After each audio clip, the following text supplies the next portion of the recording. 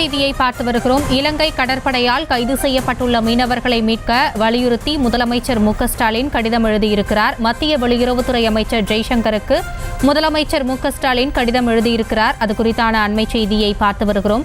கூடுதல் விவரங்களோடு இணைகிறார் எமது செய்தியாளர் ராஜேஷ். ராஜேஷ், வணக்கம். முதலமைச்சர் மு.க.ஸ்டாலின் இந்த கடிதத்தில் என்னவெல்லாம் வலியுறுத்தி இருக்கிறார்? விவரங்களை வழங்கலாம்.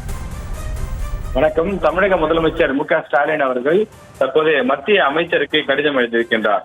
இலங்கை கடற்படையினரால் கைது செய்யப்பட்டு இலங்கை வசமுள்ள 45 மீனவர்கள் மற்றும் 138 மீன்பிடி படகுகளை உடனடியாக விடுவித்திட உரிய அந்த தூதரக நடவடிக்கைகளை மேற்கொள்ள வேண்டும் என வலியுறுத்தப்பட்டிருக்கின்றது.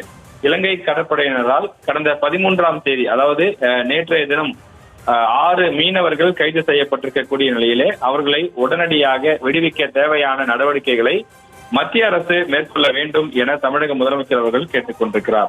மேலும் அந்த கடிதத்தில் புதுக்கோட்டை மாவட்டம் ஜெகதாப்பட்டினம் மீன்பிடி துறைமுகத்தை சேர்ந்த அந்த 6 மீனவர்களும் இயந்திர படகிலே மீன்பிடிக்க சென்ற நிலையில் அவர்களது மீன்பிடி படகுடன் இலங்கை கடற்படையினால் கைது செய்யப்பட்டிருக்கக்கூடிய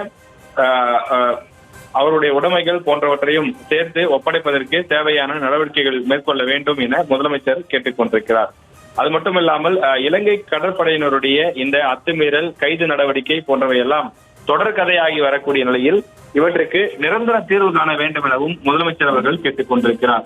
மீனவர்கள் வாழ்வில் பெருத்த அச்சத்தையும் பீதியையும் ஏற்படுத்துவதாக இந்த விவகாரங்கள் தொடர்ந்து அமைந்திருக்கின்றது எனவும், இந்த 6 மீனவர்கள் தவிர்த்து ஏற்கனவே 39 மீனவர்கள் 137 படகுகளும் இலங்கை வசம் காவலில் உள்ளதாக முதலமைச்சர் தன்னுடைய அந்த கடிதத்திலே குறிப்பிட்டிருக்கிறார்.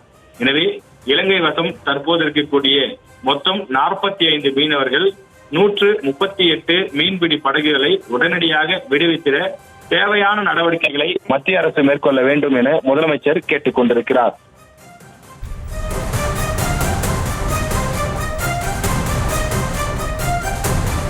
விரிவான விவரங்களுக்கு நன்றி ராஜேஷ்.